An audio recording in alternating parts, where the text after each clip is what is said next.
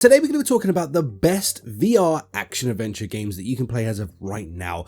We're talking PSVR 2, PCVR, and of course the Quest platform. But before we dive into the video, I want to thank today's channel sponsor, Metro Awakening. In the year 2028, the world above lies in ruins, but deep below, Moscow survivors cling on to life in the dark, desolate tunnels of the Metro. Metro Awakening brings this chilling world to life like never before in this intense, story-driven action-adventure built exclusively for VR. Face terrifying mutants, ruthless bandits, and supernatural horrors in this immersive, heart-pounding, stealthy combat or action combat, depending on how you want to take it, where you'll truly feel the weight of survival with every move you make. Now, we'll say this is a treat for the eyes no matter what platform you play this on, whether it be PSVR 2, Quest, or PCVR, you're in for an absolute treat. This really does feel like it has that AAA VR title feeling to it, and not only that, it just really feels like a true part of the Metro universe. An easy recommend for me, regardless of being sponsored or not. This game is freaking top notch. Now, you can pick this up for yourself using the link in the description or in the pinned comment. Massive thank you to Metro Awakening for sponsoring today's video,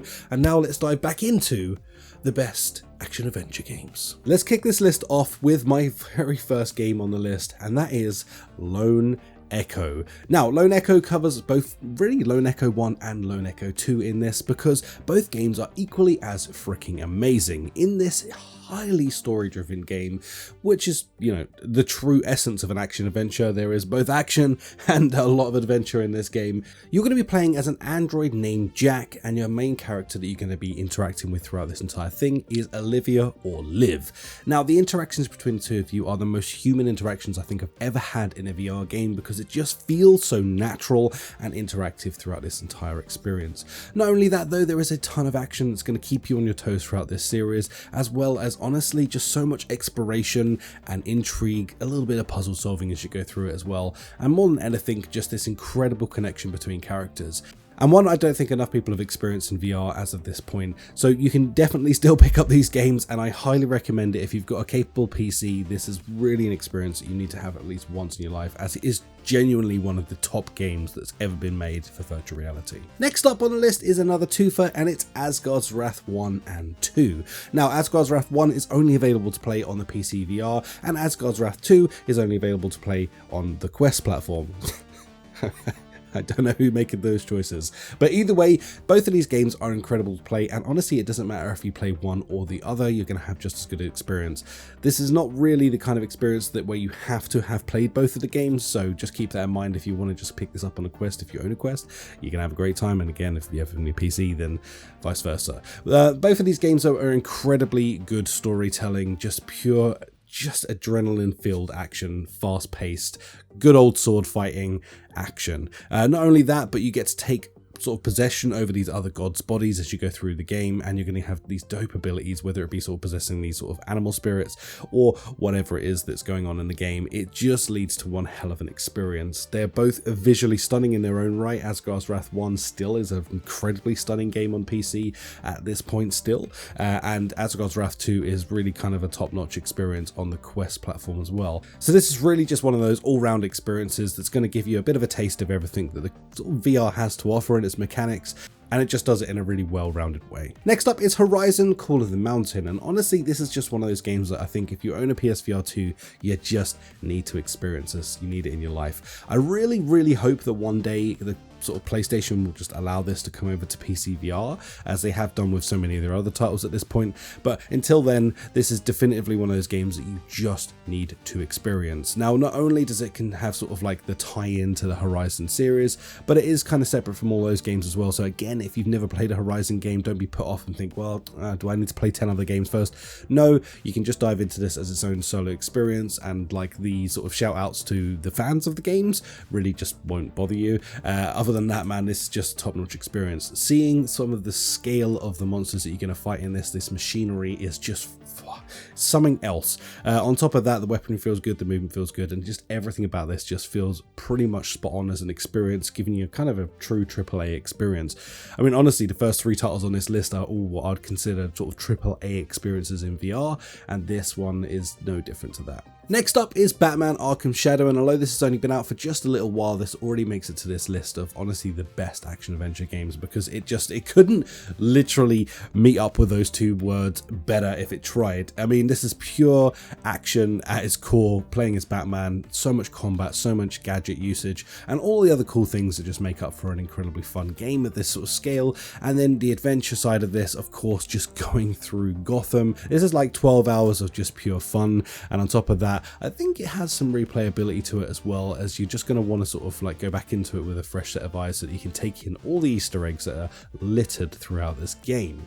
So definitely one that I highly recommend. Next up, we have Assassin's Creed VR. Now, I do want to sort of preference this by saying I don't think this game has the best combat, and it definitely falls short in a couple of areas, but what it does well, it does incredibly well. So scaling buildings, free running, and all of those aspects of this just feel incredible. The only thing this really falls short on is its combat. It feels a little bit slow and a little bit sort of quick time eventy, but past that, this game really does kind of nail scale and definitely nails that sort of semi-open world feeling that you should get from an Assassin's Creed game. So I feel like they did this game pretty good justice, to be honest with you. With a few tweaks to the sort of combat system, this could have been absolutely incredible, but nonetheless it perfectly falls within our genre we're looking into today, as really you get to play as a bunch of different people from within the Assassin's Creed universe, people like Ezio, Cassandra, and so on and so on. So you're really going to embody a bunch of different of your favorite players from those sort of franchise and just really have an incredible experience from start to finish. Next up is a real no-brainer for me. It's The Walking Dead Saints and Sinners Chapter 1 and Chapter 2. Honestly, this suddenly becomes like a top 20 instead of a top 10 with the amount of extras I'm adding here,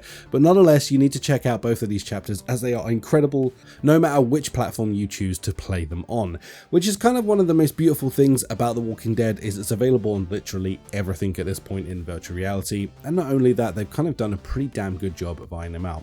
Now, I know there's still quite a few bugs in Chapter 2, so before you get into those comments and tell me off, I know there's still a few bugs in there and hopefully they'll iron them out over time, but nonetheless these are still two stellar experiences that will keep you just absolutely locked in for hours upon hours upon hours of the campaign, just in this sort of, again, semi-open world sort of environment that's going to make you feel like you're part of something bigger, which is an incredible experience. Not only that, but all of the weaponry and experiences you're going to have in this and the action-paced sort of fast-cutting scenes is going to keep you just freaking locked in while you're exploring and having that full-on exploration experience of looting, getting your stuff, getting the hell out of there, and of course getting your missions done at the same time.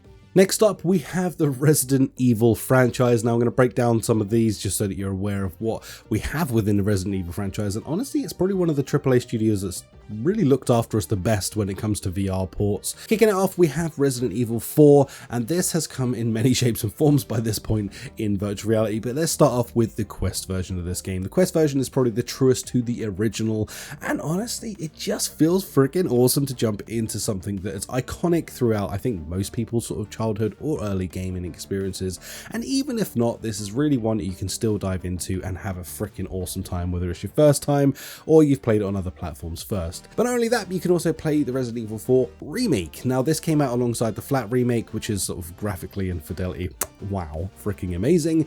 You can play this on the PSVR 2, and I believe you can probably play it with some mods and stuff like that on PC as well, but a little bit more complicated to get into for the average user.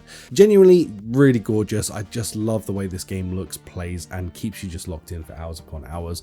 Again, every frigging game on this list that I'm giving you today is like a true sort of time-sucking game. As you're going to get into there, you're going to either drain your battery or you're going to drain your time and have a friggin' awesome time in it. And last but not least, you've got Resident Evil Village in this lineup, which again is just a stellar game. If you want to see Big Mama in virtual reality, whoo! Oh my, then this is going to be a one-off experience that you're not going to want to miss. Not only that, but of course, all of these games genuinely fulfill the need of just having a freaking awesome time in a highly intense semi-open world exploration feeling, again, where you're just getting in there and having this incredible feeling of scale and fear, terror, adventure, and of course definitively the action, because you are going to get a lot of that when you play this game. So there is a lot to be said about the Resident Evil franchise, and it's all positive because, well, they're just really stellar games. Next up, we have Boneworks and then Bonlab.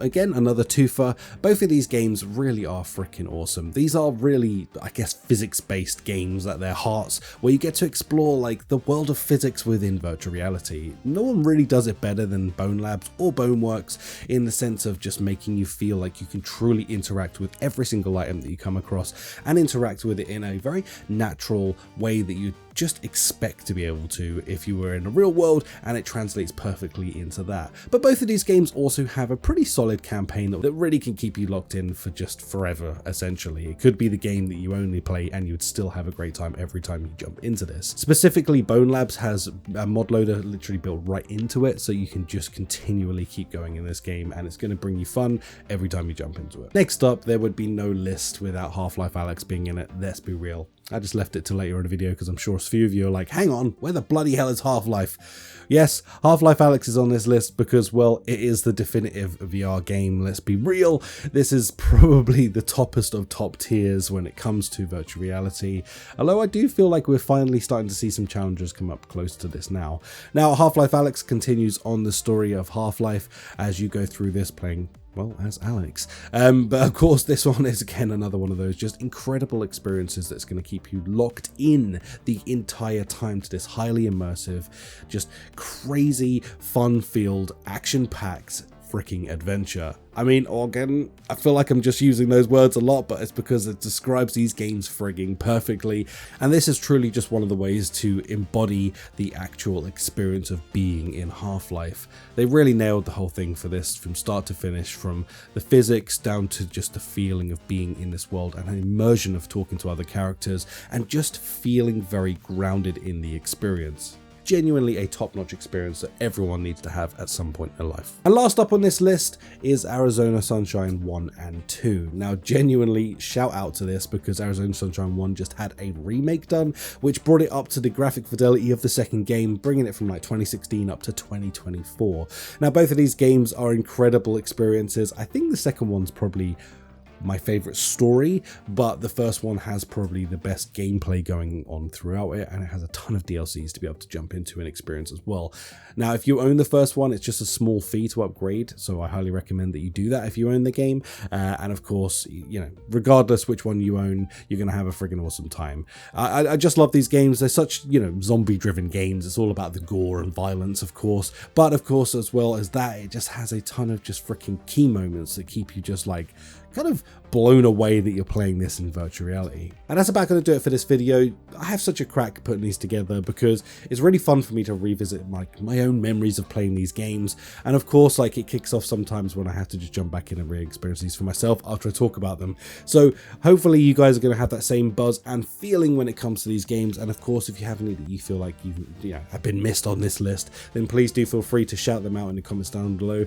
Spread the love, share the knowledge of all the dope games that are out there. And of course, if you haven't played any of these, go and experience some of these right freaking now. I hope at least a couple of these games on this list you haven't experienced before, and this will open your world up just to being like, holy crap, I can do this in VR. Yeah, you can. Other than that, guys, smash like, subscribe, and all that good stuff, and I'll catch you in the next video. Peace out. Bye.